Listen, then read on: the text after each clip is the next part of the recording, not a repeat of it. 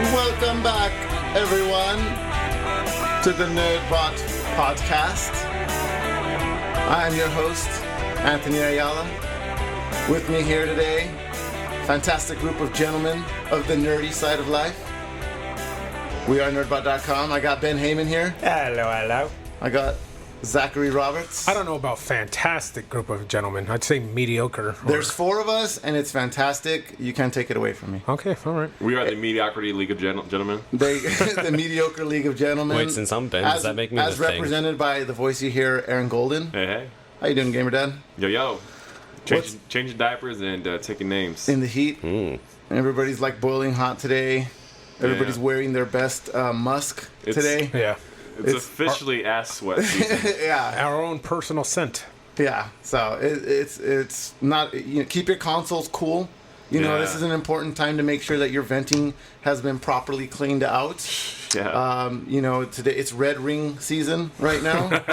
Summer of 07. And rutting season, so be careful out there. Yeah. A lot of today is actually like full of news because on today's BotCast, there's gonna on top of all the articles that we do at Nerdbot.com, you can check them out. There's a lot of E3 news going around, so we're gonna get into that. I'm on top of having the heat, I'm a little bit pissed because I saw some game footage from Pokemon Go, and we weren't obvious. I think we argued about this a little bit before last week about we did it in a movie sense, which was how much is enough, So we're getting Pokemon Go now. I'm trying to deviate my mind now because I had such an anger when I saw it that you don't really get to battle your Pokemon when you catch them. You kind of just aimlessly throw Pokeballs at them until you capture them. Yeah. Nothing new, I guess, as far as... Is there any strategy in that game? Because usually... Have better Pokeballs, like the richer survive, I guess. Yeah. But you go around, you can walk around and see the Pokemon in real time. You can also see them in like the 3D world. So the Google Maps essentially gets transformed into a real-time mapping situation. Nice. But you only really, as far as the things that I've been hearing, we've got a few beta testers that we know about. They've been dropping a little bit of hints here and there. You don't really get too much of a choice of Pokemon. They pop up every once in a while. You'd really have to kind of get out there and look around. So definitely today is not a good Pokemon Go day.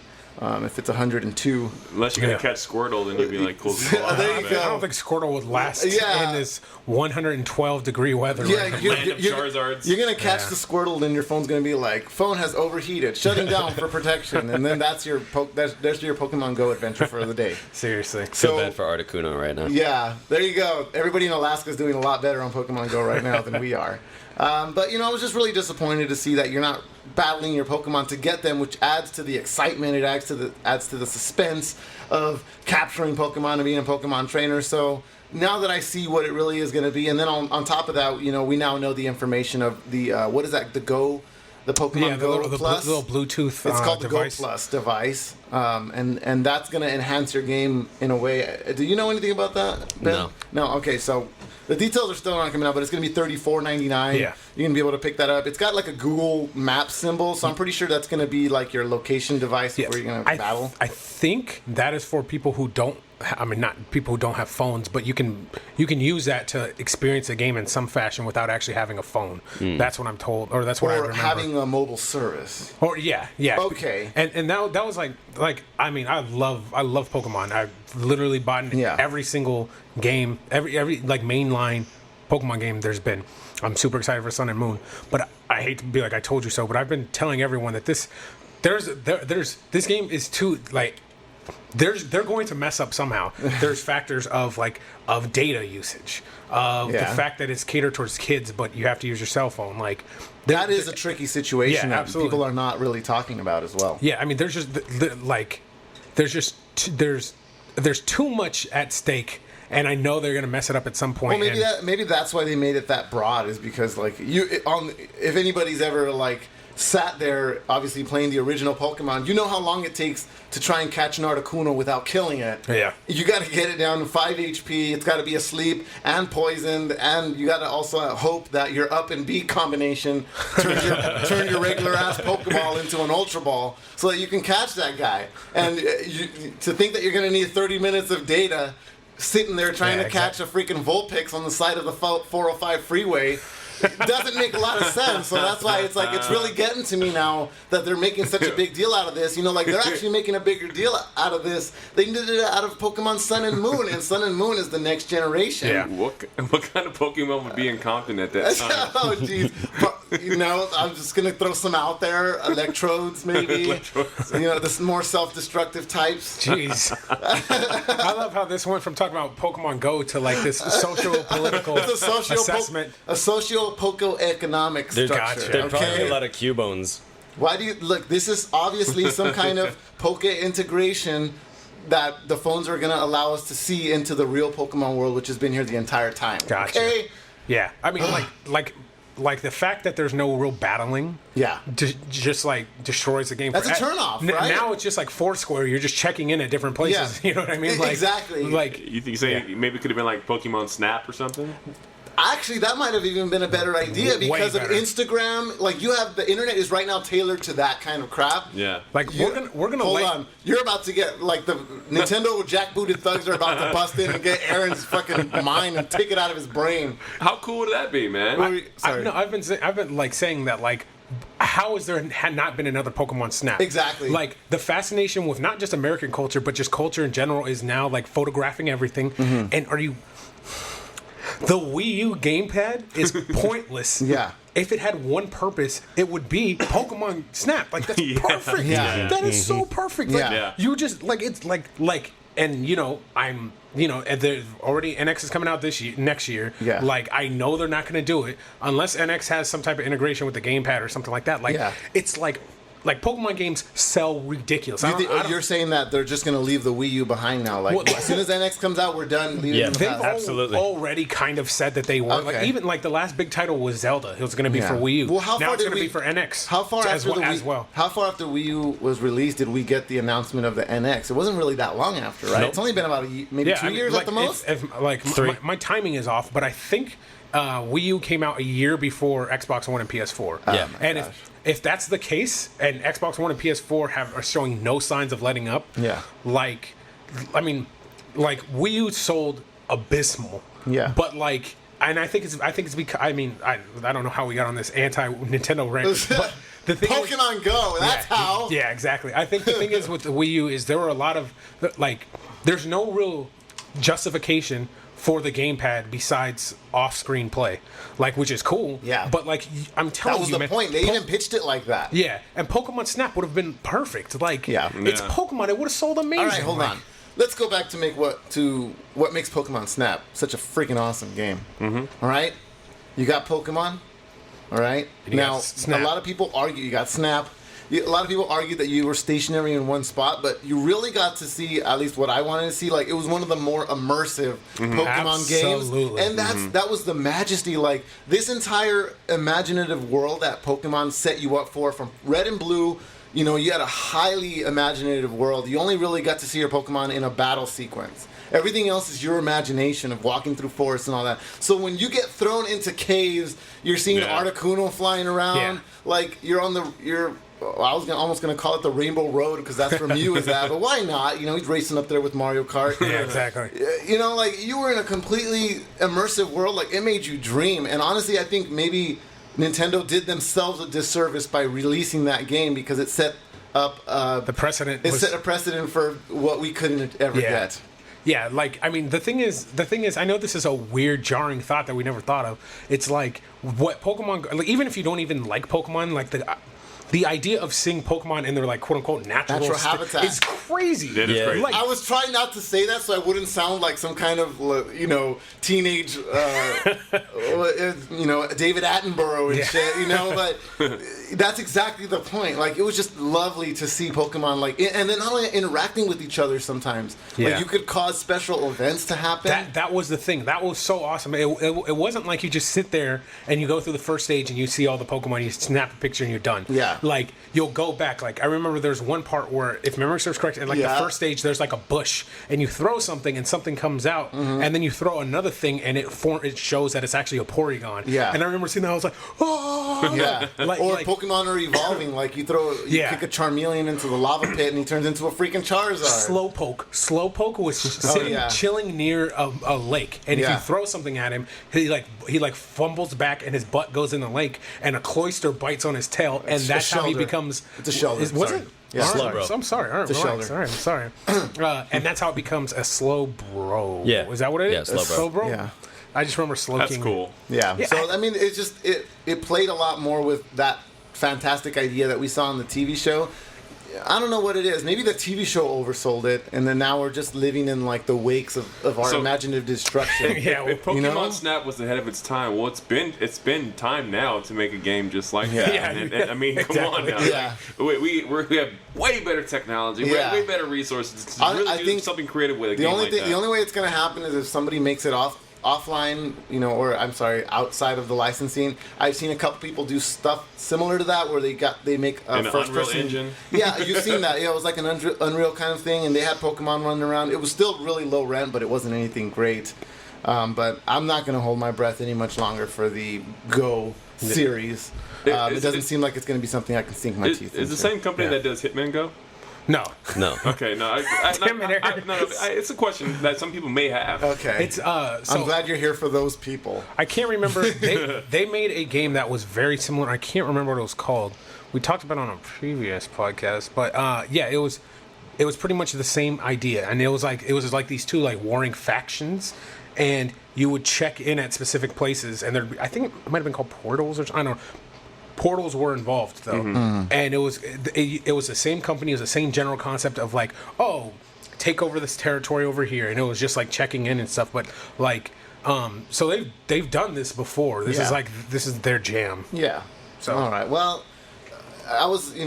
we can always just keep hoping for more and more. I guess we're just gonna have to hope for the most complete handheld, game that they can dish out to us. Yeah, apparently. For the most part. And they talked a lot about that at E3, in which I was like, we'll get into that. Yeah, we're going to get into that. We're going to bookend that on the other end.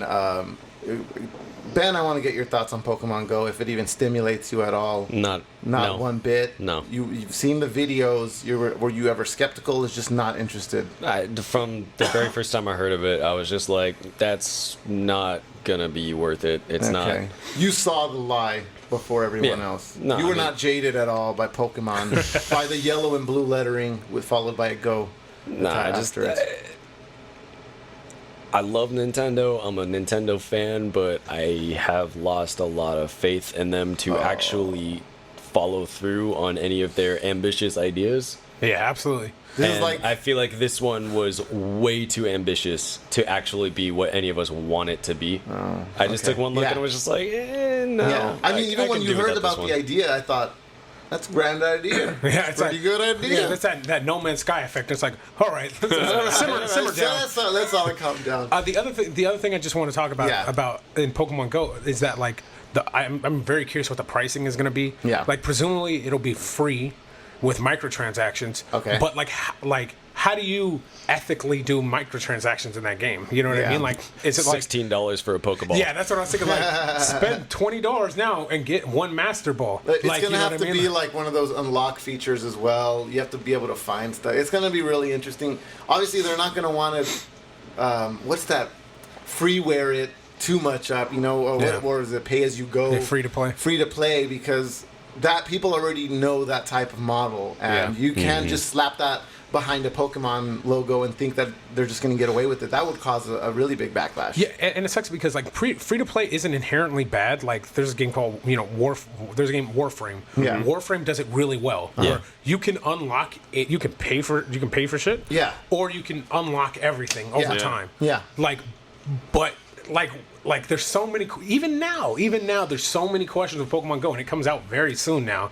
Yeah. We're on the last few months of it. Yeah, exactly. Right? Like and like even now, the fact that there's still so many questions. Yeah. It's telling. I also haven't heard very many extremely positive reviews out of the beta testers so far. It's only been just regular, just any other game. I've seen better reviews out of Angry Birds, but I digress. I guess. We wanted to get into this topic. We didn't get to touch on it last time, but we wanted to talk about the difference in game rate, not game ratings. I guess it would be one and the same, but more later on. Movie ratings being a lot higher now, or a higher stake now, than they were 20 years ago. To a higher standard, you mean? Not so much a higher standard. It's people care about them more. Yeah, you know, they have a lot more bearing on them, and sometimes when you look at that movie and you also know the content of that movie, you watch a movie, you go, why the hell was that rated R? Or why was that, they only said one F word in that? Why is that rated R? And I think, Aaron, you pointed it out last time, one of the more gorier ones was Jaws. Yeah, PG. Yet it was PG. Yeah. So if your blood is diluted, it's not as graphic. Yeah, it was all just ketchup. Even a kid dies from a shark attack in that movie, dude. Really? A kid. Yeah. Do they show it? Yeah. Oh my god. I've never even seen Jaws, so I wouldn't. I don't remember it too well. I think that's me blocking it out. They don't show the shark eating the kid, but you kind of know what happens at that point. Yeah. Is there blood? No, I don't believe that you see any blood at that point. You just see you kind of see the kid go underwater. So you want it kind of more based on how morbid it is. Yeah, no, that is. I mean, that's jarring. We'll talk about Prey later. Okay. When we talk about video games. No, there's a game called Prey, but Prey, the original one, did something. I remember, it came out in 2004-ish, and I remember seeing like it showed a kid die, and 2004, 2007. It doesn't matter. It showed a kid die, and I remember thinking about that. I was like, in movies and video games, they never show children. Yeah. It's the most taboo thing in the West culture, and that's crazy now that you tell me, because I've never seen Jaws, because I don't it's a movie about a shark. So a rogue shark, yes, not just a shark. He's not playing.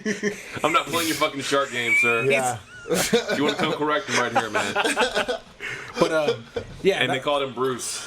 Offset. Go ahead. Hello. But anyways, yeah. So I think that in itself, whether or not they even showed it, that's a really morbid and again taboo thing to show or depict in any way. Yeah. I remember I was thrown that bone really early though. It was my dad used to watch over here in Southern California on Channel 22, which is like a really low rent Spanish channel. They have a lot of old school Mexican Western movies, and in those movies, everything ends in a shootout, in a gun shootout. But it's all on. Horses are dying, kids are dying, women, men. It doesn't matter. Yeah. So I was introduced to that really early, and I was like, oh yeah, kids die too. But that's when you learn about mortality. Exactly. But then I'll move on to a movie and this is going to be a really one-off movie, but I'm only bringing it up because it's a movie that I saw in theaters and remember thinking this is really gory and I shouldn't have been able to see it this easy. It was I Still Know What You Did Last Summer. Oh. Okay? So it's not I know what you did last summer. You still know. You haven't forgot that information. You haven't forgot. That was last summer. It was only a year ago. It might have even been less because we're right in the coattails here. Yeah. I Still Know What You Did Last Summer. I will say you don't need to see it. The story is as basic as it gets. Pretty much. And the plot is in the name. You remember what you did last summer? Just so you know. I still remember it. You forgot? I still remember. I didn't forget. It's like those romantic movies that spoil the entire movie just in the trailer. Name. This is in the name. You don't even have to watch the trailer. Fever pitch. Come on. We know Jimmy Fallon. We know. Yeah. But I remember, I remember being amazed at how young these kids are. And then how quickly they die in this movie and how horribly they die. One guy gets the hook through his throat, and it's whoa! I saw this when I was 15 or 14, and at that time I don't think the idea of Saw was even coming out yet. No. And the fact that Saws were all just rated R's right away, and I've seen my share of Saws at this point in life, and I'm I don't need to see them again. I know exactly what they're all about. I don't even know how crazy twist though. A lot of I just don't know how people got into that. I understand when we got into Michael Bay shit and we were let's see stuff get destroyed.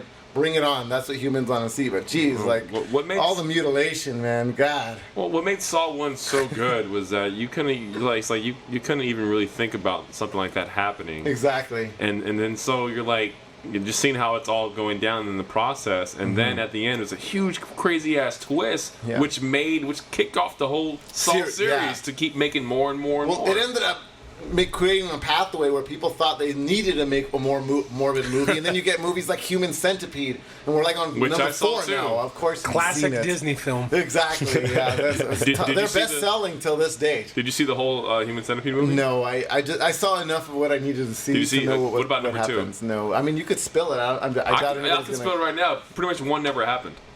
Number 2, Are you kidding me? Yes, because number 2, it's a guy watching a movie. It's a guy watching a movie. Yes. Oh god. So then he's inspired by that movie to do it in real life. Oh gosh. That is the worst retconning I've ever heard in my life. Oh my god. Is it the worst or is it the most brilliant retcon? Yeah, it is. Right? It's only the worst and simultaneously brilliant thing ever when you consider that the fact. When the guy was making this movie, he didn't tell them what it was about when he was going around asking for money for this thing. So he was just like, yeah, it's going to be like an animal weird thing. He didn't tell them it was going to be a highly fetish sexualized kind of thing going in that direction. Mm-hmm. Yeah. Yeah, it definitely was a surprise to the investors for sure when they're sitting in the theater watching people get their faces sunk to somebody else's ass. How do we get ratings like that? Like, who's in charge of these ratings and what do they do? I still don't know what the fuck is an NC-17 or whatever it is. Yeah, like how do you get that? Some movies get an NC-17. Well, what does it stand for? No children under 17, I imagine. Okay, and then that usually it gets ranked by. That's after. I was gonna say the ERS, but that's after R. That's video no, game. but that's after R, right? Yeah, that's after R. Yeah. And that's below M for mature. No, I don't think M is anybody. video game. I think you have NC. I think you have NC-17, and then you have X because X gonna give it to you. Does that? That's the most X has gotten in a long time. I forgot X was a rating, dude. Like, I don't know if it actually is. I just said that for the sake of it. All right, somebody somebody look up the ratings for this and see where they come from, and then I'm gonna complain a couple more ratings. Disney movies sometimes are underrated in that way. E.T. should have been a horror movie. All right, we're talking genres now. Hold on, I need to hear my thoughts on this. All right, I need to know now because you see, I think you dropped a couple hints about you being mortified at E.T. just popping out of nowhere. So, spill it, dude. He comes down, to pick up plants, to save his planet back home or whatever. That's why they came down to Earth to Are you get sure these it's resources. not Wall-E? You're not talking about Wall-E? It's pretty much what Wall-E was inspired by. Was E.T. I mean, Wall-E does kind of look like E.T. Just saying with the head. And then E.T. is like, "Yeah, I love you, and I'm gonna take over your body now and soul, and we're gonna die together." Whoa. Yeah, that happened in that movie. That's the kind of E.T. I saw. I need to watch E.T. again. and then E.T.'s like, you know what? I shouldn't kill you. You're the boy. So I'm gonna fake my death. All of that happens. And then Elliot's love's like, hey, come back, bro. I need you. Send your letters to Aaron Golden. Send your angry E.T. letters to Aaron Golden, please. So E.T.'s done this before as well. He did it with the older guy in the movie. That was the first time he came down to Earth. As someone who's never seen E.T., this sounds like an interesting movie now. And I'm pretty sure this isn't what is actually happening in the movie. One thing we learned, he loves Reese's Pieces, and he does not stop. Yeah. I think that's kind of the case with everyone. So I'm looking at the MPAA ratings. There's G, PG, PG-13, R. That's the Motion Pictures Association of Awesomeness. That's awesomeness. Yes. Okay. There's nothing after. There's nothing after NC-17. There is unrated and not yet rated. Okay. But yeah, other than that, there's no X. I don't know. Maybe it probably was a thing. Unrated, I'm guessing. And then there was the XXX. Was there an XXX before? I think you're just referring to pornography at this point. Well, it makes a lot more sense now when I think about how you see DVDs in the DVD aisle and they say unrated version. So that goes without saying. We don't want to put NC-17 on there. We don't want to just leave it at R so that you have no reason to just buy this movie again. Yeah. Let's call it unrated, and you're going to see an extra boob here and there, or extra guy's butt cheek here and there. Yeah, I think the interesting thing is, I think the reason why this became an issue lately, or why people care now, is I think Deadpool kind of set a precedent. Yeah. Because how it used to be is like if your game or movie was rated R or M, it wasn't quite out. Like, it might sound a little dramatic to say a death sentence, but that boxes out an entire audience. Mm-hmm. So, like, if I make a game, if it ends up being rated M, right? You can't buy that if you're under, like, if the person's doing the job. Yeah. So kids play video games. It's a huge possibility that now you're boxing out a large portion of people that would buy the game. Same thing with rated R. Yeah. I actually didn't know this. I worked at a theater. Your parents can buy you tickets for a rated R movie. I don't know if this has always been law. I don't know if this is just California law. Okay. But your parents can buy you tickets for a rated R movie, but they can't just like, all right, well, here are the tickets. We decided as parents that this is okay to watch. You can see it on your own. They still have to be present with you, which I did not know that. Yeah. And something's telling me, I think I used to work in a movie theater as well. And I think in like 2002 or 3 or whatever. They're still looking for you, by the way. I know, dude, yeah. He just left one day. I thought the age was 25. You can if it's a rated R movie and you have to be 25 to bring kids that are to have somebody underage. Oh, so you I have thought it was to be 25 at the time. I thought so it was there's like older than another 18. there's like another metric, like to have kids. Like you can see it at 18, but to have kids it's 25. Is that what you're saying? If I can recall, it was 25. That's totally possible. Yeah, it might be possible. You need to rent a car. At that You're age, not an adult just yet. You need to rent a car at that age. Yeah. You're 25. Rent a car. Well, yeah, like if you can't rent a car by that age, you still got a problem. That's all I'm saying. They don't just let anybody rent a car. That's all I'm saying. Okay. No, they don't, man. Sometimes now you need credit cards. If you don't have one, you got to put. If you have a debit card, you got to have a deposit down and all that kind of stuff. No, they want a credit card. They want to know that a bank is willing to financially spot your ass. Yeah. Hey Ben, can you rent a car? Are you 25 today? Yes. Yes, I am. I'm the sequel to being 25. But yeah, I think Deadpool set like this precedent because like in superhero movies, you think of action. Action is typically violence. Yeah. And I mean, like, I never really cared about ratings until I thought about like the fact that like ratings could restrict like the artist's original vision.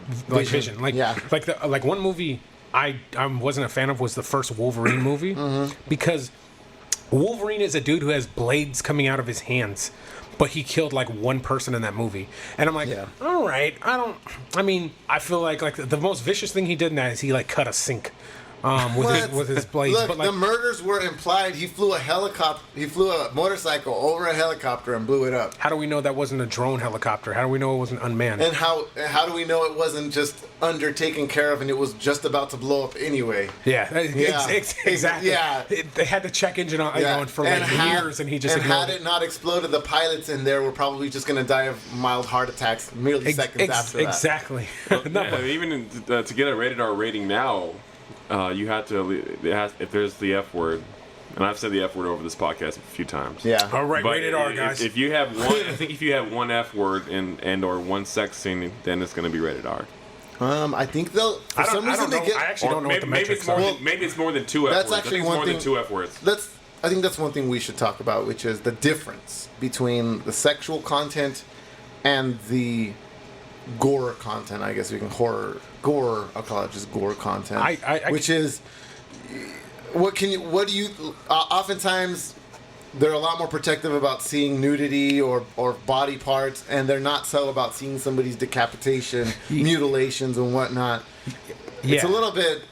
Ironic in that way. I can go on about this for hours. It's more of a critique of Western culture. Is the fact that Walking Dead is like the most popular show on TV. Yeah. And like people are getting stabbed, like zombies are getting stabbed in the face and heads cut off, but there's like no nudity. Yeah. And like it's in the zombie apocalypse, there's no nudity. Yeah. Where civilization has fell, and if there was nudity, it wouldn't be on television. It's just kind of like a testament. I mean, my own personal perspective, it's just it's odd because Zach Roberts for more nudity, 2016. It's like one thing is natural, nudity is for all intents and purposes natural. Yeah. Whereas like everyone is going to experience nudity, and presumably everyone is going to experience sex. Yeah. And all the zombies have clothes in there. Presumably. Presumably. Yeah, they don't have their clothes on. So if the zombie apocalypse happens, make sure you're not wearing clothes so you won't be a zombie. There you go. Yeah, I know. Zombies like, do not make yourself easily identified, people. But like, not everyone is going to experience violence. In fact, the vast majority of us won't participate in violence. Yeah. So I know it's like a rudimentary way of looking at it, but the fact that like that is taboo. Yeah. And violence, like, oh, no, bring it on. Oh, you want to kill somebody? Yeah. Ah, go ahead. We'll show it to kids. Like, what? Yeah, it might even speak to something deeper. Basically, the ratings just all come down to fluids, because if you're exchanging bodily fluids via sex, you're gonna get a higher rating. And then you notice in movies, it's like you can have someone just hack someone to little bits completely on camera. Mm-hmm. But if there's no blood on the blade at the end, they're not going to rate it up. Yeah, it's all blood. It doesn't matter how gory it is. It's how much blood there is. What if they have really good blades that don't have blood stick? They have anti-blood stick technology on. They have special PG-13 swords. Sure. I'm sure somebody makes a bloodless stick sword. Like That's hard to say. One of the movies that, like, I think we talked about before that I was like, really? That's rated R? Was Matrix, the original Matrix. Oh, yeah, going back to that. There was a lot of shooting, but there wasn't a lot of gore. Yeah. And the one gory thing that happened was Trinity threw like a knife at some guy's face, and then when he fell back, you could see it. But even then, they didn't show like any blood. For all intents and purposes, in the world of the Matrix, no human beings have blood. Like there was like all of the killing that happened in that movie, and how minimal blood there was. Yeah. Yeah.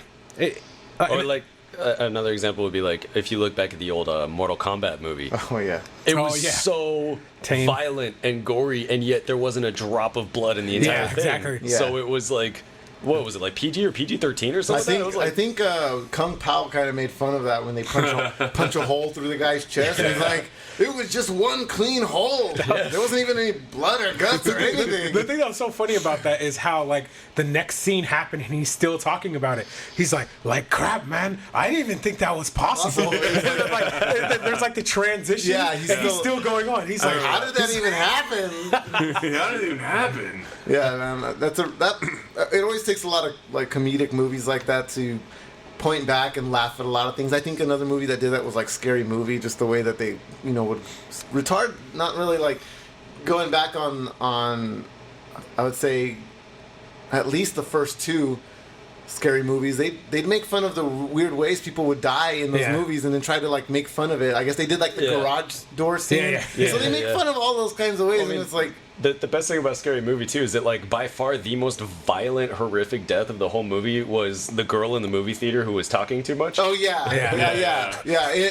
Like everybody's just lining up to stab her and shit. And then the other part where she's on stage doing a performance and the guy's getting killed in the upwing, and she's kind of like, no, somebody help him. It's a performance. That couldn't have been a better setup than that. Like that was the best. Thank you so much. Well, and then now here's the thing: we don't have those movies anymore, and we're kind of just like in no man's land now. Like whoever's in charge of rating these movies, they're just rating them at whatever convenience it is to the movie now. The interesting thing about ratings nowadays is that it seems like it's a lot less about protecting the children or whatever, and it's all marketing now. It's all like, and I'm a victim of it too. I mean, I from the day one of seeing the Suicide Squad material, I'm like, I have no interest in this. This looks like it's gonna be fucking garbage. And then they just recently released it's gonna be PG-13, and I was like, any shred of hope I had in that movie was gone. Yep.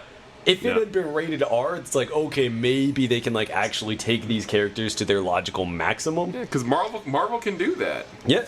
Majority of the movies in Marvel can do that. Yeah, Deadpool was amazing, and it probably wouldn't have been anywhere near as good if they had given it a PG-13 rating. And movie producers know that. They know that, like, there's a balance, because, like, obviously rated R movies are not going to sell quite as many tickets because they have a more restricted audience, hence R. Yeah. But and it also it tells you a lot about the content of the movie. Like if you're marketing this as a violent or sexual movie and it's PG-13, then everyone's gonna know like, oh, it's gonna be super like tame and bullshit. I was able to pull up a list of some movies that were bumped up to a higher rating simply because they had sexual innuendos or similar type sex content.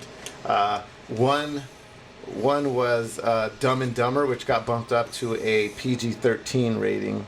If you go back and watch Dumb and Dumber, there's really nothing going on in that movie. You get the headlines. There's some sexual innuendos. There's like the one joke where they're like checking out the butt, and they're like, oh yeah, look at the butt on that. Yeah, he must work out. Yeah, and that's like, you don't really see anything. Yeah, so that made the trailer, by the way.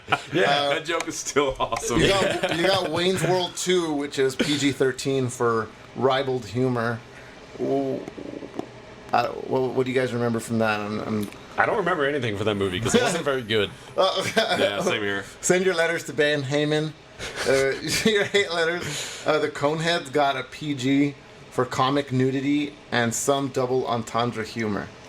All right. Way to be specific. If double entendre humor is a rating thing, then no Disney movie should ever be rated G. There's a lot of, yeah, for sure. You got the Brady Bunch movie. It was rated PG-13. Why? For racy innuendos. Innuendos get you to 13. You know what they did, and I know what they did on this one. They did play it up a little bit more. You have it on Blu-ray? No. Let me tell you a little bit about the bunches.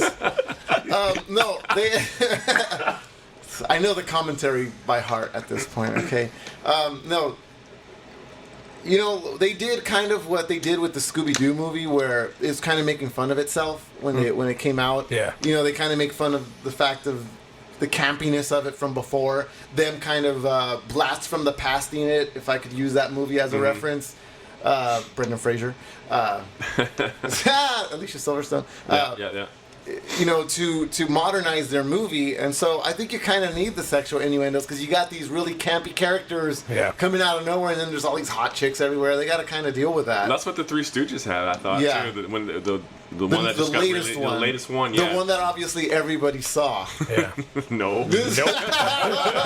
I saw some of the trailer. I'm like, okay, yeah, there's some sexual innuendos on this.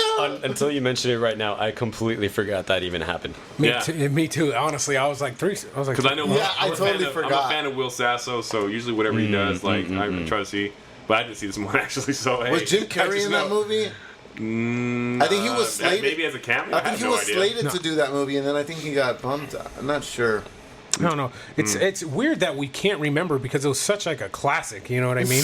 Yeah, it should be etched. I got two more for you. Grumpy or Old Men. Yeah. Rated PG-13 for salty language and innuendo. Well, you got two old ass men. Salty. They're trying to have sex the whole time. I wonder what the objective threshold is. Yeah. At what point do you watch a movie and read the script and go, oh, that we got to put that down as salty. That was salty. It's like, those old men are salty. Do you know any other type of old men? And it's like an innuendo, by definition of an innuendo, doesn't exactly mean what you think it means. So it's like how is there like an objective counsel to determine these things? All right, and then this one I'm going to wholeheartedly disagree with because it's stupid. Addams Family Values, rated PG-13 for macabre humor. Was there cleavage? For what humor? There was Macabre. Right? Whoa, I feel like that's the only time that word has ever been used. They were like, we need to talk about the type of humor it is, but we hadn't, need people to not know what the hell we're talking about. I got a good one for you right now. All right. Roger Rabbit. What was that? 13? Maybe it could have been. Maybe it could have been. I don't think it was. I don't think it was R. But it was PG, wasn't it? Yeah. Yeah, that was not a kids movie. Yeah, that was not. Not at all. Yeah. Back then, PG meant something entirely different than what it means now. And both deaths of the toons and the humans were equally as morbid. In both instances, they were still funny because it was dark humor, but it was still morbid. Mm-hmm. It's funny that you mentioned that PG is different now. It almost feels like, again, from that marketing standpoint, that PG is like this kind of no man's land now. It's like you either want to be a kid-friendly G, or you want to be PG-13 or R. It's like PG is almost like you're destined to fail. Yeah. It's like, or maybe because people just see PG as G anyway. They don't see it as PG-13. I mean, honestly, for me, I put everything, in the past, all ratings were blended together. Mm-hmm. There was R and everything else. Like PG, PG-13, and G all were in the same realm when I was younger. Well, to wrap this up, I'm going to get with the gamer dad super quick and see, because he's going to be experiencing this pretty soon. You're going to have to start digging through what's PG. Well, not soon, but soon enough. Yeah, because you have your baby, and you're going to have to be doing. So what are you going to do when it comes to seeing these ratings? Like, are you even going to trust it, or are you just going to kind of have to look over everything? I mean, you just kind of go with your daughter right now. Like, right now, I'm on strictly just G, so she's on Nickelodeon nonstop. She freaking loves it, or Disney. That's but good. When say we were watching TV the other day, and I was watching something, scary or whatever, and she walked in, and she pointed at she got scared. Okay. And so it's just interesting to see they know the complete difference from what's happy to what's scary at this time. Yeah. Right. And she's just barely 2. Oh. So like at this like I said, it's gonna be stages of a lot of G, PG rated. All right. Until I know she's ready to go to see a movie with me at the theaters. I personally hope my future kids are not into any gory shit because I can't do it. Yeah. I'll go see a comedy at a theater, but I'm not gonna sit there and watch people stick their hands into circular blades to try and fill up a jar, to try and escape a trap. That's on you, and that's on you as a parent to even let her watch that. All right. Well, without much further ado, there's been a lot of E3 game bustling in your guys' hearts, and I need to get it all out now. I know there's a lot of announcements. We're gonna save the end crew. I honestly even love to talk about how I want to go off on Nintendo for a second, but yeah, we can go ahead. Save it for. We'll wrap up the show with that because I want to get to there's a lot of good news out there, people. There's a lot of good news. There's a lot of good news out there. What's going on the Xbox front? All right, so actually before Xbox was you said there was 5 conferences. Yeah. All right, Yes. so you guys want to tear into each conference. So let's start at conference 1, and right. I'll let you And guys that was take the reins. Xbox. that was EA. Oh, yeah, okay. Sundays on with EA. Yeah, Right. EA. was a waste of fucking time. easily the worst press conference of the year. Yeah. Not even Elaborate, Ben not Haymen. even a competition. So for context, like E3 is like legitimately, like I'm not even exaggerating, like E3 is like the most magical time for me. Like it's like Me what too, Christmas was for a child. Like Yeah. so like Reggie is your Santa. yeah, Okay. yeah, and yeah. That He's the only guy I know. He's a weird looking Santa. He's all I Santa's got. body is ready indeed.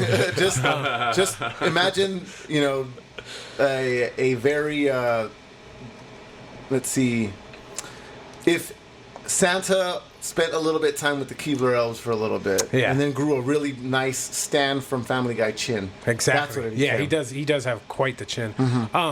But yeah, so starting off was EA, and as Ben is saying, so like again for context, like I love E3, so even the not so good things I'll love. Okay. But EA, like I was just like, oh, this is a waste. Even stocking stuffer. Yeah, exactly. EA showed random stuff. They showed some sports stuff. I need names. People want to know what's going on. They showed Madden. Like they have their they have their sports block every year. Okay. And it's the same. It's like the same. Like I mean, Madden sells, so do your thing. But like, yeah, it's just like it's like okay, But this who I'm surprised tunes into E3? Who actually cares about sports games? yeah, I'm what Well, sports games guys. is a little Yeah. is a little wide encompassing. Who cares about Madden at E3 is Yeah. probably the more accurate thing because we'll talk about Steep later. Yeah, people will buy FIFA every year because you need the I'm talking upgrade. about. I'm not lumping in games like Steep. I am talking about Your the generic annual sports Yeah. games. Madden, Yeah. 2K, Which, by the way, I want to Live. interject. Why aren't sports games just a subscription at this point already? Like, just give it to us every year. We'll pay an annual fee. People have been saying that. People have been saying the same thing about Call of Duty. Very nice. They're annualized. They're never not annualized. Like just. But anyways, so yeah, they did their sports block right before like I think the quote unquote big reveal.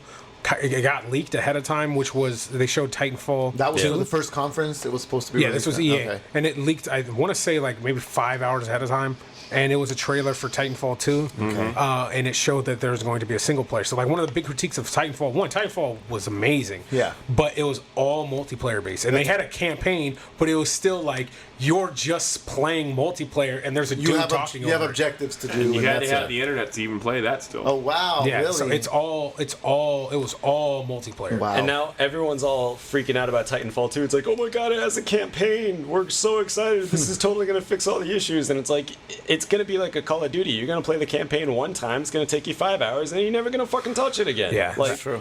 People are acting like it's this huge deal, and it's just So now I know It's what all they. about multiplayer, and that's Yeah. what's so attractive about it. I've noticed that the story gameplay games that do really well are the stories that are butterfly effect, typically, that you have to play over and over to see what would have happened differently. So Well, those that's games, until dawn. Not those games are doing a little bit better as far as longevity and gameplay. I mean, necessarily. I think it's more of just like the rapport. Like Uncharted, as we all know, is just. Oh, stop it! Don't even finish your sentence You're here. only 45 minutes in, so you kind of waited a little longer. Zach. Uncharted is terrible, but it sells well because of the rapport of Uncharted. In Uncharted, it's like, I mean, you can you play it once and you what you see is what you get. I mean, you can go back and get collectibles, presumably. I mean, why would you want to play it the first time? But Because Zach's not a fan of adventures. It's fine. that's a vague thing to say. All right, so there wasn't much at Conference 1 then. So, But the one thing I do want to talk about is they showed, quote unquote, they showed like some Star Wars Battlefront DLC, but then they showed like the 90s, and I know Ben has something to say about this. The thousands of Star Wars games, 7 they have at least in development. Yeah. so what are they? Can you drop them? I don't have titles for you. I don't. They don't have titles. Most of them are just It prototypes. just said Star Wars 7 times on the screen. So they hyped it up. Even during the press conference, when they're showing like a game that people aren't going to care about as much, there's a fucking ticker at the bottom of the screen. Star Wars coming up soon. Stay tuned. Like, they're even in the middle of the press conference, they're hyping it up. Yeah. They showed a video.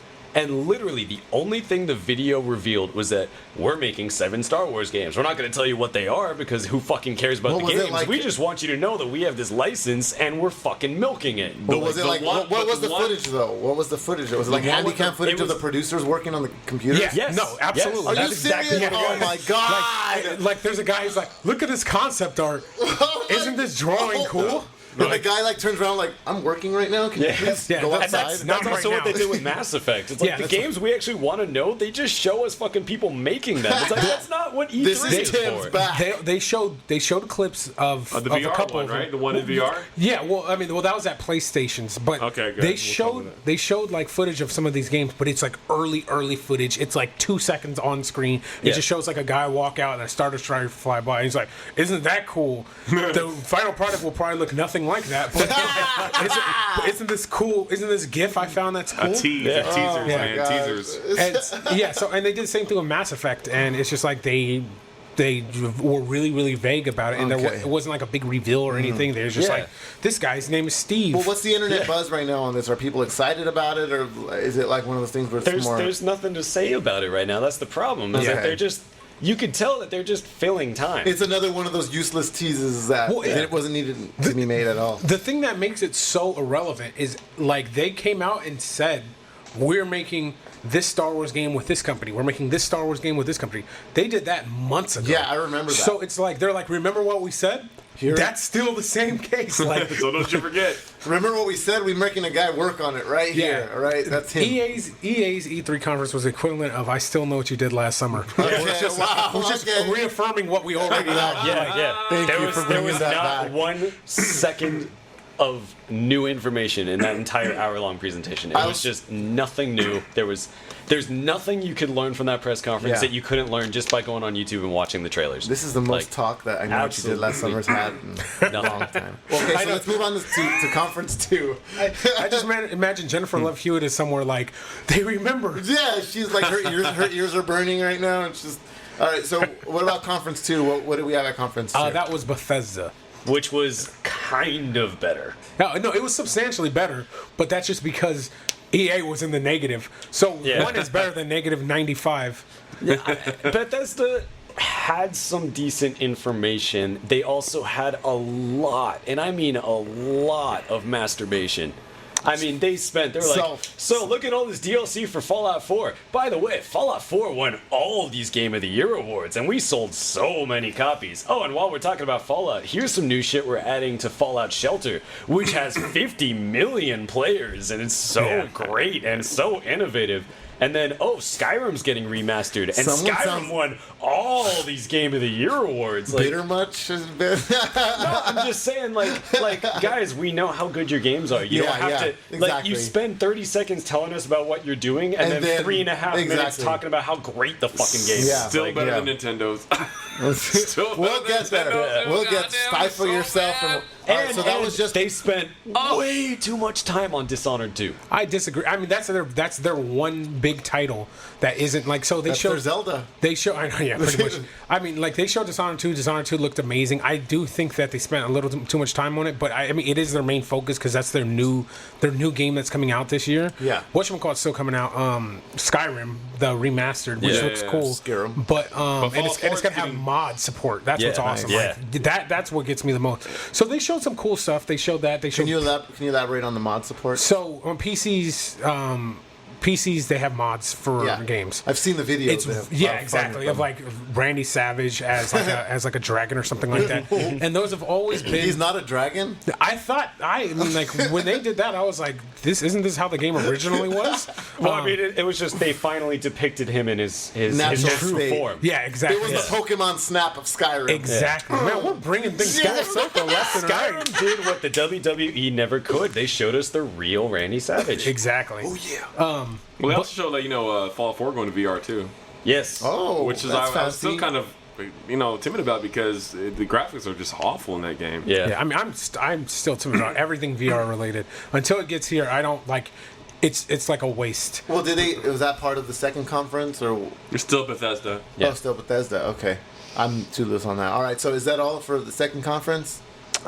They showed Prey, and Prey was was one of the games I mentioned. It was awesome. It was like this crazy unique game. But this is the problem I have with E3 in general this year. It's like they showed Prey, like a new Prey.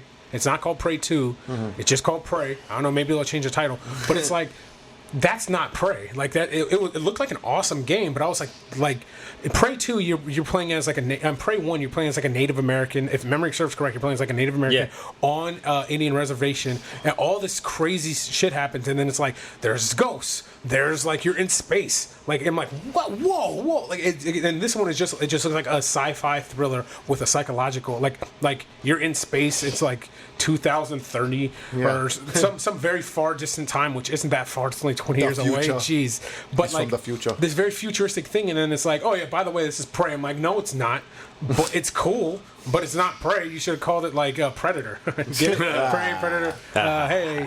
All right. PERE with the hyphen. All right. What conference 3? Microsoft, right? Yeah, it was Microsoft. That was Monday. Yeah. Then Ubisoft. Microsoft was great. Yeah, they showed a lot of features coming to the console. They're bringing back Windows 98. Yeah, finally. Yes. I did find it really interesting that they bookended it with consoles. Like the first one, the Xbox One S, great, a new smaller Xbox One, and then the Scorpio announcement left a really bad taste in my mouth. They didn't tell us very much. They didn't say, is this like the Xbox 2 or is this the Xbox 1.5? It's my understanding it's a new console. What we all know right now is that we own the third worst Xbox One right now. And that's the thing, and is that's it like problem, when they tell us about the Scorpio, regardless of whether it's Xbox 2 or Xbox 1.5, either way, why would you buy the Xbox One S? Like it's about to be made obsolete. It's about to be obsolete. Not necessarily, because we don't know the price of the Scorpio. That's true. And like Scorpio, like they've said, it's going to be 4K capable and VR capable. That's it. So it's like I don't give a shit about 4K. Nope. Yeah. I don't give a shit about VR. Nope. So if I don't have an Xbox One and I want to get one, and like the specs of that whole entire console are crazy. Yeah. Like they're really, really crazy, right? But because of that, it's probably going to be expensive as hell. Like and I don't think it almost 6 teraflops with it too. Yeah, which I don't even know. They kept saying that. They're like, teraflops, right? We're like, no. He's like, well, there's 6 of them. It's like, cool. It's the new blast processing. Yeah, exactly. It's like multiple cores. Dude, their goal was to show off the best system that there ever will be. In the future. I think what they're also doing is trying to get their foot into the VR as soon as possible as well. Even before their development of their next system, it's probably just them trying to really get their foot into the VR as early as they possibly can. It's funny because they're actually the latest. Like, I mean, outside of Nintendo. Yeah. Okay. Like Nintendo doesn't count. Yeah, Nintendo's like, they don't even know what VR is yet. Nintendo's like, look, we got a tablet. Actually, they're kind of the first with the Virtual Boy, but don't even say that word. Don't even say that. That's not even fair. Yeah, it's not even fair. It's the best game ever. I mean, best console ever. Do you own it? No. One day I will. But I mean, they showed a lot of cool game stuff, and what I like, I mean, So there's this whole like stupid debate on what's better, PlayStation or Microsoft. I mean, PlayStation or Xbox. Yeah, and like what Xbox has done both this year and last, they've done a lot of really consumer friendly moves. And like in this case, they announced they talk more about the Halo Wars 2, and they gave a beta to everyone. They showed Tekken 7. Yep. And they gave Tekken Tag 2 for free for everyone. They showed Inside, which is made by I don't remember the studio name. Limbo. Whoa, I can't even remember the name of the studio. It doesn't matter. But they gave Limbo for free. It's like Weird Studios or something And like that. Inside is going to be phenomenal. Playdead. It's Playdead.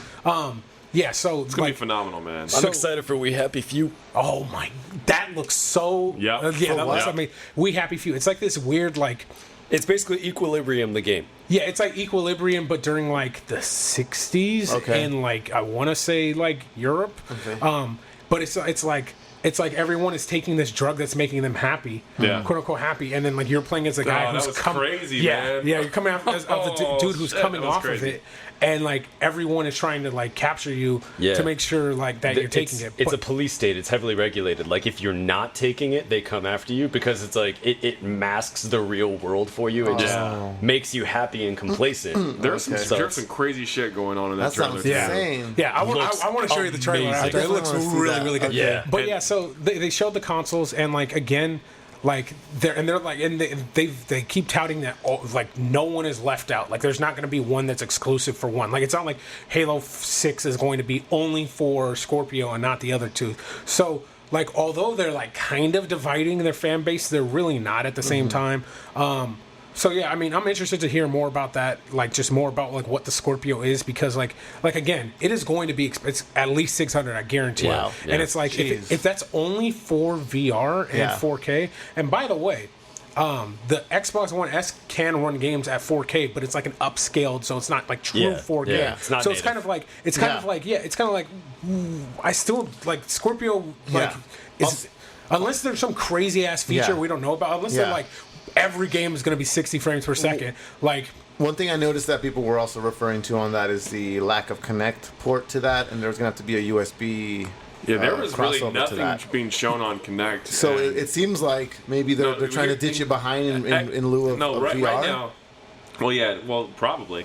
But right now with Xbox, the main thing I got from this conference here was buy once, play it on either PC or on Xbox One. You don't have to buy it twice. So they were all about cross network play at this point. That was they were driving that home almost throughout the whole conference. Like, hey, buy it once, play on both systems. They're just trying to get you on technicality. And PlayStation's been kind of doing that as it is. It's like not all games, obviously, but a lot of PlayStation games, you'll buy them like flour. You'll buy it, you have it for PS4, PS3, and Vita. Nice. So they'll do that with some games, not all of them, obviously, but it seems like every first-party game. But yeah, they showed a lot of awesome games too. They showed Recore and all that. Scalebound. So, it looks amazing. So I mean, how about Rare coming out with Sea of Thieves, dude? Yeah, I mean, they showed they showed Sea of Thieves last year, but they didn't show anything. They were like, hey, Rare, they're making a pirate game. It's like, all right, what does that mean? Like, are you just in a ship? Are you walking around? So they showed that, and it's cool because like I'll wrap it up with this. Is like they showed it like.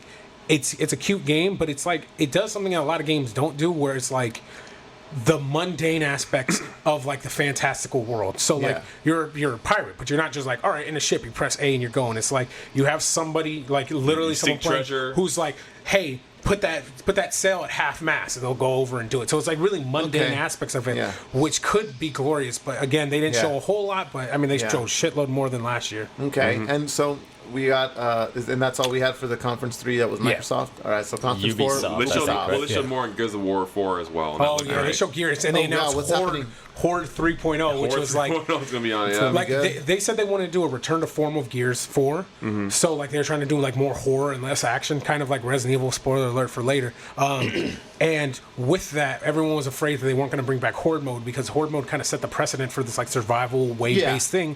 And they were like, great. I loved Horde mode. Yeah, and they were like, we're totally bringing back Horde mode. Horde that is 3.0. Day one on me, dude. That's day one for me. That's so good. Awesome. But day one, dude. Ubisoft. Tell me about it. Ubisoft showed a whole bunch of random stuff that we weren't like. Well, I wasn't expecting. They had Far Cry. Blood Dragon was like a really famous like Kung Fury type game where it's super self-aware. And now they're making a fucking Trials game. Yeah, they're combining it with the Trials. Trials, the motorcycle game. Yeah, they're combining the two things. It's actually it's cute. Awesome. It's funny. It's like Kung Fury, but I know you hate Kung Fury, Ben. You hate Kung Fury? I did not say that. I will strike you down. Wait, you liked it? Yeah. Oh hell yeah! All right, good. We can be friends again. Okay. You scared me for a second. I thought I don't know. I if nobody knows what we're talking about, go online and look up Kung Fury. It's the greatest movie of all time. Movie pieces ever on YouTube. But they showed more on the Assassin's Creed movie. Looks pretty cool. They showed more of the. I do need to say about the Assassin's Creed movie. I completely understand they have to hype it up. It's a movie that's coming out. They plugged it as part of their conference. Oh my gosh! They made a big deal coming in for a long time that like this E3 we're not going to talk about Assassin's Creed. We're laying it to rest, and now we're going to talk about Assassin's Creed the movie. Yeah, and again, I understand that they have to do that, but it's kind of a letter of the lost spirit of the law kind of thing where it's just like, you guys said there wasn't going to be Assassin's Creed this time. Like, lay the fucking franchise to rest for a little bit. I mean, the movie is going to be the tell-all whether or not it lays to rest. If it does well, it's not going to, and if it doesn't, then it'll just be laid to rest. And they've said that like a third of the movie is going to take place inside the Animus, so like 2/3 of it are going to be in a white room. Fuck that. That's an aggravating thing about it. But yeah, they showed some of that. They showed some more of Ghost Recon, which looks amazing. Yeah. But come on, that game looks so fucking stupid. What is that? Wildlands. It's Ghost Recon Wildlands. So Ghost Recon has generally been like these, like almost like a third-person Call of Duty. Okay. And this one takes place in Bolivia, and you're like trying to oust a a cartel from there. They're just showing one of the many missions in this game, and it's an open world. It's gonna. Oh, nice. It looks like a game that learned nothing from The Division. Well, it's not trying to be The Division 2 at the same time. But it looks like it kind of is in a certain way. Maybe they're doing it the right way. I think so. So the problem, my issue with Division, and I love Division, but as opposed to Ghost Recon, is there are like singular ways of going about situations. Like, I mean, you're just shooting. You're just like you have your role.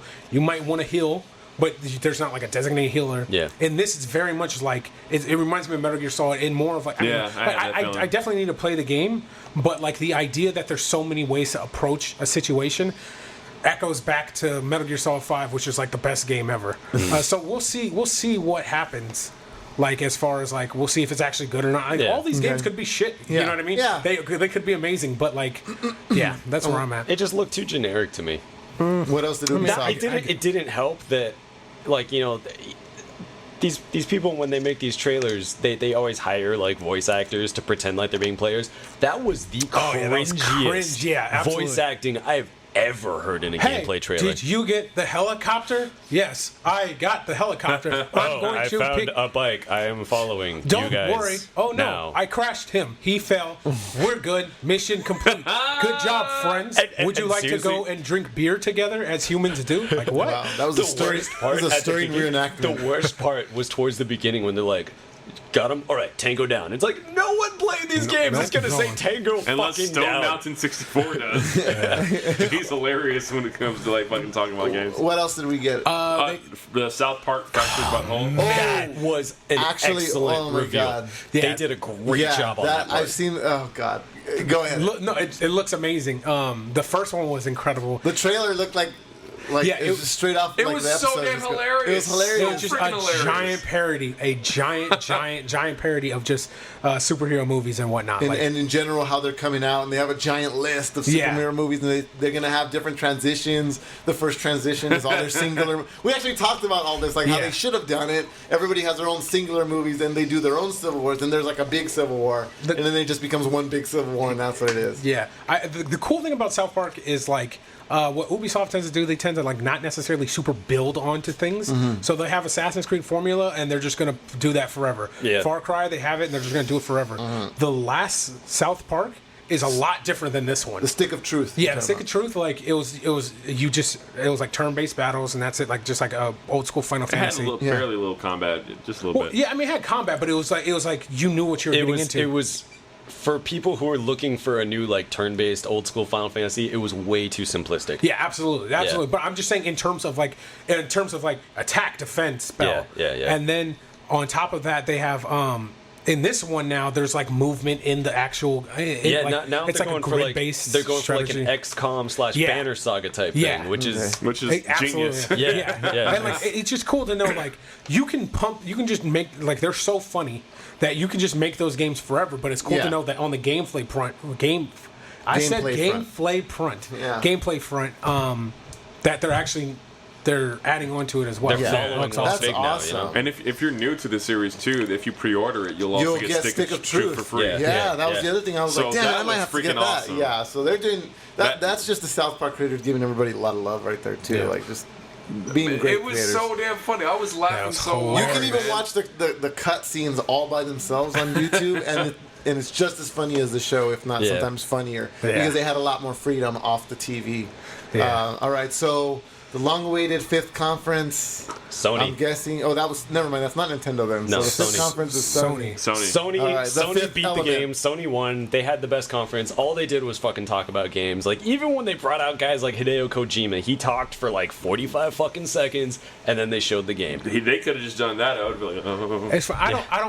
I don't know that it won, but it was amazing.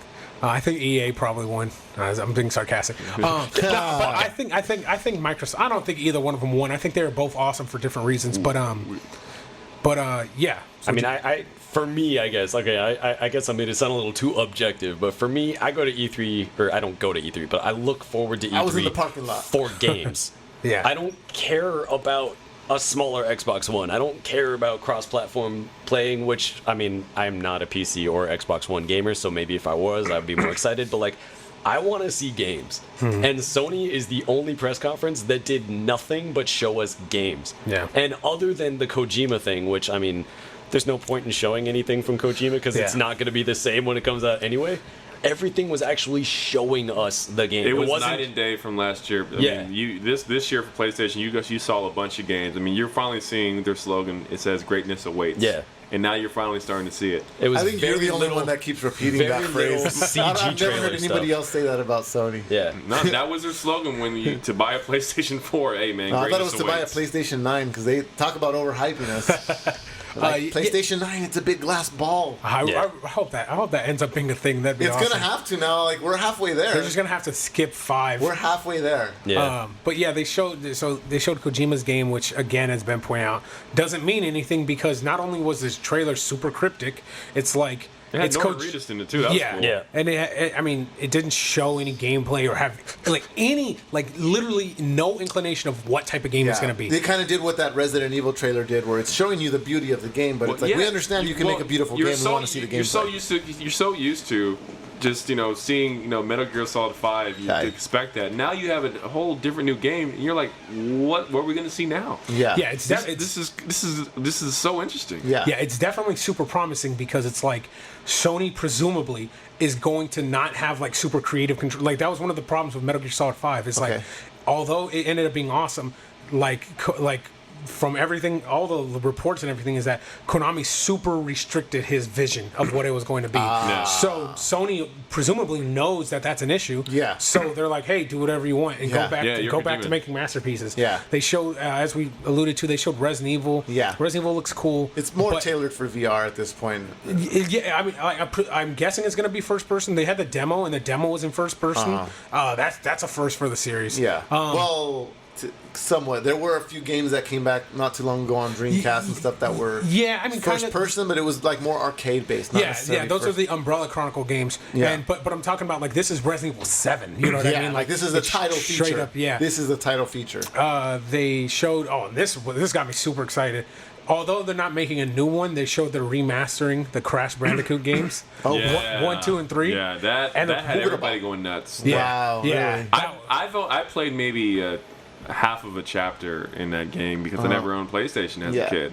So this is one of the reasons why I have a PlayStation 4 is to relive these memories, and so I'm definitely going to pick that up for sure. Do you think they'll be going back like to Spyro and bringing them back like that? No, I don't think so. Spyro is already in a game called Skylanders. Oh yeah, where it's like you put the thing in. Yeah, so the toy and they're actually bringing Crash Bandicoot into Skylanders as well, which is something else. Like they're actually going to start phasing. Like, I guess the game toy situation has gotten really dire. Infinity's dying out. And I don't know why. It's amazing. Because of Lego Dimensions, man. Lego's buying up all your licensing, bruh. You don't got Lego money. It's funny though, like, because I think Lego Dimensions is awesome. Yeah. But like, it's not selling super well, and it should be because it's like great. It should. It's really weird too because the licensing in this second wave of licensing that I've noticed, it's getting really weird. Like you have the A-Team now is one of your expansion packs now. Yeah. What's the big creature guy from the Goonies? Sloth. You can get Sloth now as an expansion as well. The first initial wave was like Wizard of Oz. You got the witch with one of the monkey guys. So the licensing now, like Lego has no bounds now. Like where it's all games are off, we're gonna get everything. We're gonna get solid Legos. And I think that's what makes it so special. Like that's why I played Disney Infinity. I played as a girl from Brave. I don't remember her name. Merida. Oh, what is it? Merida. I was playing as Merida. That was a test. You failed. And I had like a lightsaber. And I was on like Green Goblin's glider, which is like that cross pollination is just awesome. That's just nice. But yeah, they also showed a game called Days Gone, which is made by the Siphon Filter people. Yeah. Bill Bendel. Let's talk a little bit about that. They like to talk about how they're the Siphon Filter guys. Let's not forget they're also the fucking Bubsy 3D guys. Bubsy 3D is amazing. Look, that is the most. You learn from your mistakes, all right? You learn from your mistakes. For those of you not watching the video, Ben here just flipped me off. The double bird. Would have been first time because he did it twice. Bubsy 3D was that super like weird metal one, right? Yeah. No. Bubsy 3D was the fucking pile of garbage that came out for the PlayStation. It was a long time ago. I don't remember it, dude. It was like a weird rabbit kind of... No, I know. I was a absolutely cat. remember He was a cat. Parappa the Cat Rapper. rabbit. Yeah. No, absolutely. Yeah, he was Parappa the Rapper. That's what he was. Straight up. Parappa Rapper's I'm thinking of a Punch. different one. It's all in the mind. If you want to test me, I'm sure. Yeah, that's right. That's right. All right. Well, look. Let's get to what we wanted. Or wrap this up, and we'll get to where we need to go. They gave like a launch date for Last Guardian, which is a game that's been in development for like over 10 years. Oh my gosh! But Does this have a date and No Man's Sky doesn't? No Man's Sky does. They moved No it Man's to like Sky is August. August 9th. Yeah. Yeah. And then this has like August October. 9th. That's what they tell us. Yeah, I tell mean, us. yeah, absolutely. It could be delayed. But the thing they opened the show with, which was like for me, like the holy shit moment, was they showed this game. It was like you're in the snow. It almost looks Skyrim-y-ish. Yes. And then like I'm like, all right, this is interesting. It shows like a little boy, and then it shows like if memory serves correct, he like goes into a house, and Yeah, like the it camera is. pans over, and it's old Kratos, Man. or like older Kratos. So it's like a new God People of War, lost their which I was like, holy shit. So the thing Everybody is, lost their shit at that point. because Yep. even if you don't love God of War is a game where you play as a Greek god, and like you're fighting all these other Greek gods. Titans. You're fighting all the Titans. Titans. And now you're a fucking Norse god? Yeah, like or And you're parenting. yeah, exactly. And it's his son, and like now it's like it's Norse mythology. Like Okay. even in the trailer, I'm getting chills just thinking about it. Even in the trailer, like someone's fighting, and then you hear "For Valhalla" yelled. So it's like this crazy ass thing of like everyone thought that there was going to be a new God of War. Yeah. And like from the ground up, like okay, now you're playing as like the Nordic God of War, and it's like no, it's fucking Kratos again. Like that's such a cool idea to Yeah. me of not like we're gonna start over. It's like nah, we're still keeping Kratos' angry ass. So and like the gameplay is like completely different. Like it was just this crazy showcase like in the old ones where it's just like, oh, hit this guy, and then after a certain amount you press circle, he does like a brutal kill. In this one, like it looks like a game that is like a game first, less a spectacle. Like Yeah, that's a day one for me. That's a day one. Absolutely. Nice. Absolutely. Day one. Absolutely. We should talk about it a little bit later. What are day ones for you from what we saw at E3? Yeah. Well, all right. So just say everything. all right. Well, then, if you want to say everything, you're gonna have to get to the last piece of everything, which would be Nintendo's reveal. And I would say it was an independent reveal. It was Nintendo's live Twitch. And they're That's exactly. It wasn't a conference, people. It was a live Twitch. it Let's wasn't say a conference. And Okay. I actually I loathe Nintendo for the most part. Like over the last like decade, they just like. But in their defense, they came out and said we're not doing a conference, and they are in like a weird spot where like the NX is coming out, and they don't want to reveal everything in the NX. Yeah. All of their presumably most of their manpower is working on NX stuff. Yeah. So it's like they kind of don't have anything to show. They didn't want to be there at E3. They really did not. They knew they had to be there, and they had to find something. You knew Yeah. Reggie was. He knew he was so disappointed just being there and talking about these two games when you just saw Reggie. Xbox, you just saw PlayStation knock the ball out of the park, and here comes Reggie, like, here's his big ass face. Well, like, Reggie's like, here I am trying to sell another fucking GameCube. I made a bad decision. I should have went to PlayStation a few years ago. Yeah, he's like, you had a way out, man. You stayed with Nintendo. Smile and wave, boys. Smile and wave. That's exactly what it was. They spent the entire conference talking about one game that doesn't even have a release date. Let's talk about the setup real quick. when it first came out, they went to Zelda. Okay, everybody wants to see Zelda for 5 minutes, see a preview of it. Okay, now let's get into Pokemon for 45 freaking minutes, and then after that, okay, let's bring it back to Zelda for another 45 minutes, which was, cool at that time. But I was so damn disappointed. That was all you got, dude. I was on a live chat. And everybody just slamming this conference by Nintendo. Like, it was being slammed like no other, dude. Like, it was like a fucking low point. It's not gonna be good. Why not just go, if you have Zelda to show and Pokemon, just do straight up Zelda for an hour and then go into your... And they could have elaborated a lot on Zelda, even if it was just screenshots. They showed so much in the video, and it looks appealing. Yeah, the game looks awesome. But it just feels like it's a couple years too late. The ironic thing is that Pokemon will, like, unquestionably sell way more than Zelda. Oh, absolutely. But it was just showing them on the 3DS. What do you mean? The game, the Pokemon game. Yeah, it wasn't anything about on the Wii U. Yeah, it was like just 3DS. Console. They went straight to their handheld. Straight to their secondary handheld. It's a bad sign when you're handheld. Even though the handheld sells more than a Wii U, I agree. Yeah. But they went strictly to their handheld. I mean, that's crazy. The interesting thing is like, so originally they were just going to talk about Zelda, and then like a couple weeks before, like there was a whole bunch of backlash, and they were like, all right, we're changing our E3 plans, which apparently was just talking about. We got 2 hours, guys. How are we gonna do it? I am so stoked for both games, both Zelda and Pokemon. Okay. But like, it's just crazy. Like, it's just so crazy that's all they talked about. You know what I mean? And they ran Zelda into the ground. Like, I mean, it looks amazing, but it does look great. It looks so good. On a GameCube. Honestly, when I saw it, I go, oh, they're re-releasing Majora's Mask. Like, that's originally what I saw. You got that feeling. Majora's Mask. I got the feeling of Majora's Mask. You got that feeling back with Zelda. Exactly. So I was like, okay, like, which is going to be a day one for me. Yeah, exactly. Open world. I mean, I don't know how much how deep you really need to go into a forest to look for a sword. There's usually just one way to go. You get your sword, and then you're done in the forest forever. Oh my gosh. So, showing me the snapshots of the fields and all that, I don't know what to think about it, because now they're using technology in the Zelda world too. I was like, well, that's not Zelda to me. That's honestly really interesting to me. It's going to be weird. This is going to be a new animal, I think. So we're going to have to see how it plays itself out. I'm skeptical at like all things Nintendo at this point, but with Zelda, you don't really have a bad time with Link or anything, so what can you do? There's like climbing in it, which, as weird as it sounds, it's never really been a staple of it. Yeah. There's jumping in it, which, as weird as it sounds, it's never been a staple of it. Like, Is it employing the elements that you'd feel from like Super Smash Brothers when you'd play as Link? Like, you're basically going to be doing that. Like, as far as a movement, maybe. Like, it's interesting just because it feels like the very original Zelda. Okay.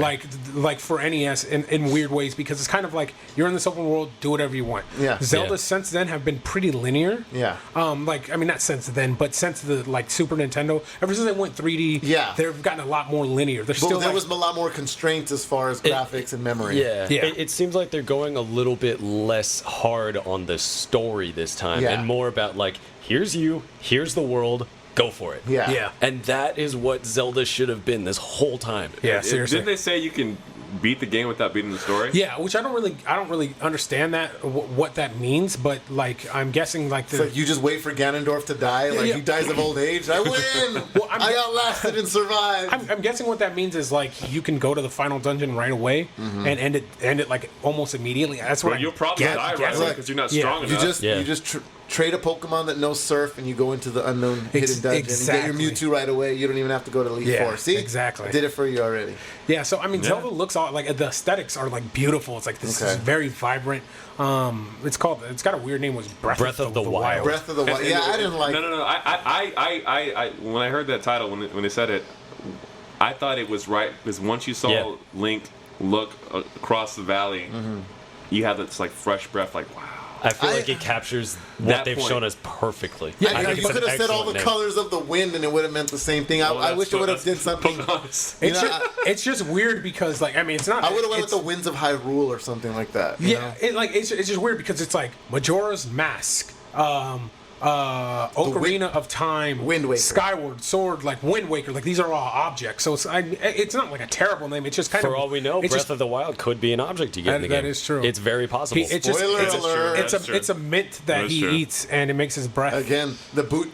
Jack thugs of he Nintendo finally gets a kiss from Zelda. Yeah, exactly. It was his breath the whole time. The Nintendo thugs are going to come for your brain right now, Ben. You're giving away all the secrets. All right, so let's just give me your picks. If you got to pick one, obviously our wallets are going to be stretched thin by the time all these games come out. You're going to pick one. Where are you at day one? It's all about 5 to 10 day ones.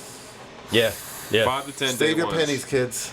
Save your pennies. Which, if you go with Amazon Prime and in Gamers Club at a Best Buy, you get the game for like what, $12 cheaper at that time, which is always dope. All right, Aaron, so Aaron works for both of those companies. Yeah, you can that's the only way to do it for day one. If you guys hear money falling in the background, that's the Brinks truck dropping off Aaron's royalty money. Yeah, Gears of War is day one. All right. Looks phenomenal.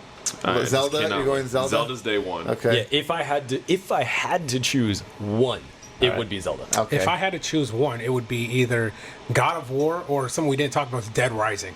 Okay. I love the Dead Rising. I never was a fan of Dead Rising. I'll probably go Pokemon Moon. And we should probably talk about this in the future episodes, like a perfect zombie game, and have we had it yet, or are we still waiting for the right one? Yeah, we had it. It was Call of the Dead on.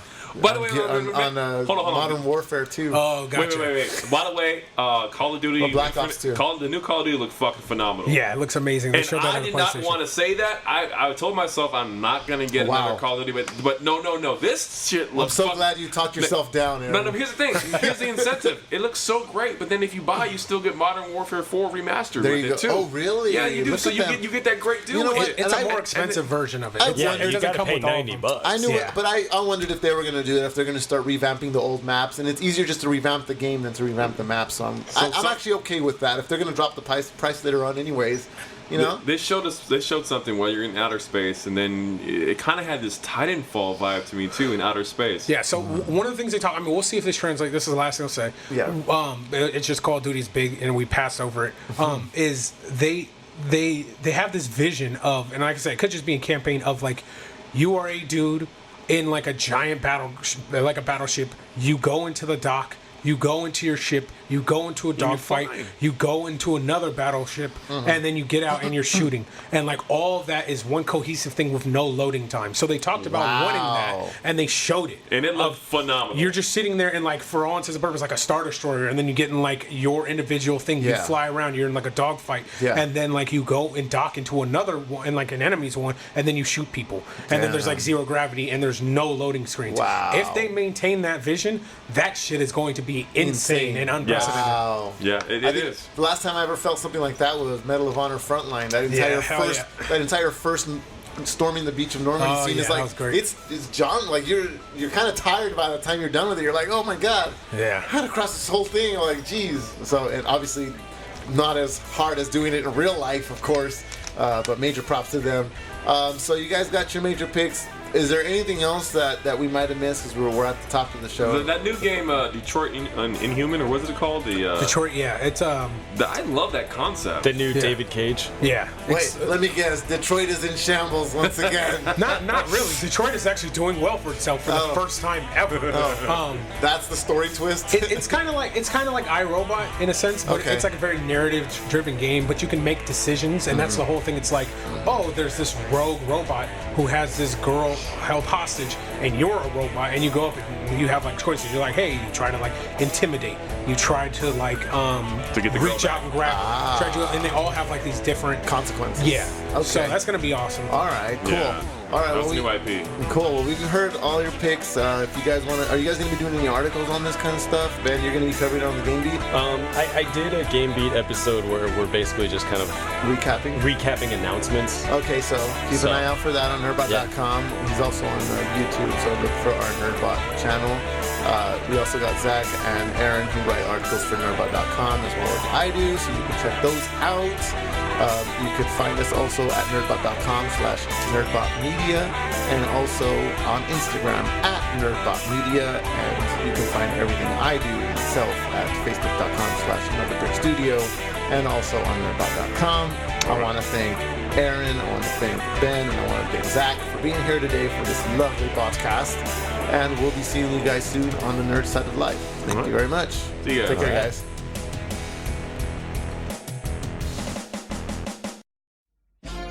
Greetings, my fellow Americans. I'm here to tell you about my new economic policy. Act fast and you can get a $13 ticket to NerdbotCon. And that's a hell of a deal considering that if you go to the after party, you're going to get a $20 play card to Dave & Buster's. That's a hell of a plan, and it's a plan I stand by. Check out Loki2016.com.